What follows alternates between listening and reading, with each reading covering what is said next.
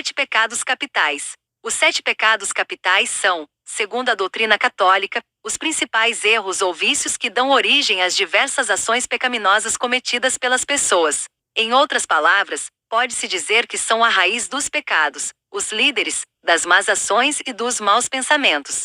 O termo capital tem origem na palavra latina caput, que significa cabeça, parte superior. Os 7 pecados são a soberba, a avareza, a inveja, a ira, a luxúria, a gula e a preguiça. 1.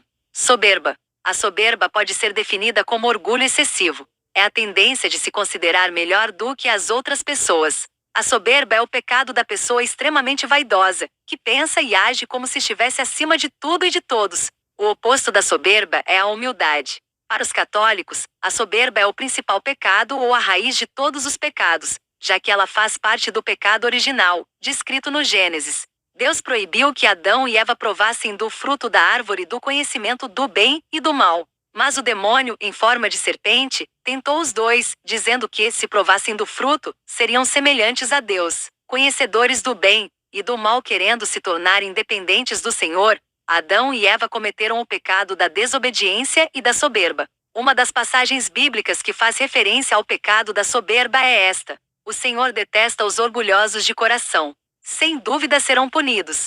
Provérbios capítulo 16, versículo 5. 2. Avareza.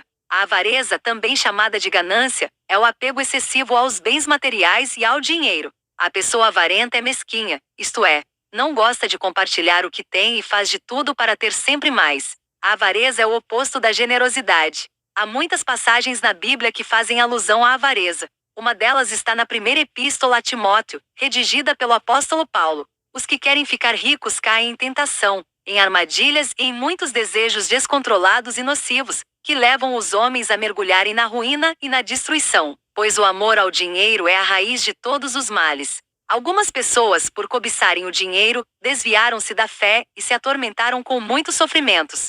1 Timóteo capítulo 6, versículo 9 e 10. 3. Inveja. A inveja é a tristeza pelo bem de outra pessoa.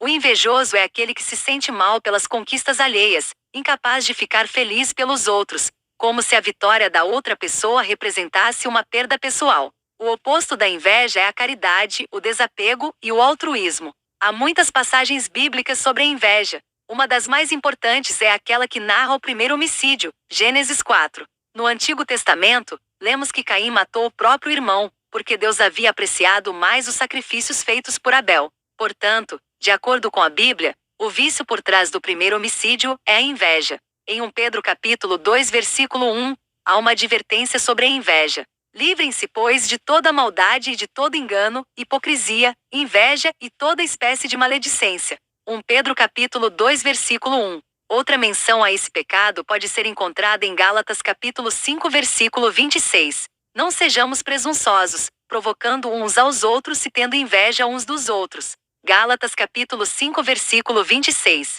4. Ira. Ira, raiva ou fúria é uma manifestação intensa de indignação que pode levar a agressões verbais ou físicas. O oposto da ira é a paciência. Há muitas passagens bíblicas que abordam o vício da pessoa irritadiça, furiosa ou violenta. É o que se vê, por exemplo, neste versículo do livro de Provérbios. O homem irritável provoca dissensão, mas quem é paciente acalma a discussão. Provérbios capítulo 15, versículo 18. Em Salmos capítulo 37, versículo 8, há conselhos importantes para as pessoas raivosas. Evite a ira e rejeite a fúria, não se irrite, isso só leva ao mal. Salmos capítulo 37, versículo 8. 5. Luxúria. A luxúria é o pecado associado aos desejos sexuais. Para os católicos, esse pecado tem a ver com o abuso do sexo ou a busca excessiva do prazer sexual. O oposto da luxúria é a castidade. Das passagens bíblicas que tratam desse pecado, uma das mais incisivas é a que está em Gálatas capítulo 5, versículo 19. Ora, as obras da carne são manifestas: imoralidade sexual, impureza e libertinagem. Gálatas capítulo 5, versículo 19. Em Colossenses capítulo 3, versículos 5 e 6, há outra referência. Assim façam morrer tudo que pertence à natureza terrena de vocês: imoralidade sexual, impureza, paixão, desejos maus e a ganância, que é idolatria. É por causa dessas coisas que vem a ira de Deus sobre os que vivem na desobediência. Colossenses capítulo 3 versículos 5 e 6. 6. Gula. A gula é o pecado associado ao desejo de comer e beber de maneira exagerada, para além das necessidades. Esse pecado tem a ver com a perda de controle em relação ao próprio corpo. O oposto da gula é a moderação. Na verdade, quase todos os pecados estão relacionados à falta de moderação. No caso da gula, trata-se do consumo em excesso de comida e bebida, ao qual se atribuem males físicos e espirituais, já que pode levar a outros pecados, como a preguiça.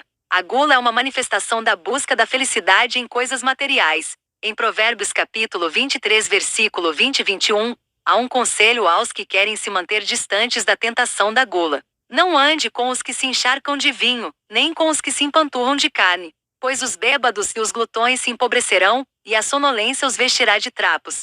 Provérbios capítulo 23 versículo 20 e 21. 7. Preguiça. A preguiça é a falta de vontade, ou de interesse em atividades que exigem algum esforço, seja físico ou intelectual. Ela pode ser definida como a falta de ação, a ausência de ânimo para o trabalho e outras tarefas do dia a dia. O oposto da preguiça é o esforço, a força de vontade, a ação. Para os adeptos do catolicismo, o pecado da preguiça tem a ver com a recusa voluntária ao dever do trabalho, da busca do pão de cada dia, mas também se relaciona com a falta de ânimo nas práticas de devoção e na busca da virtude.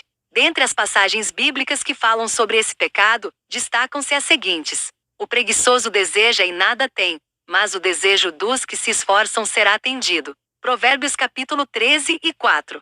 Observe a formiga, preguiçoso, reflita nos caminhos dela e seja sábio. Provérbios capítulo 6 versículo 6. O preguiçoso morre de tanto desejar e de nunca pôr as mãos no trabalho. Provérbios capítulo 21 versículo 25.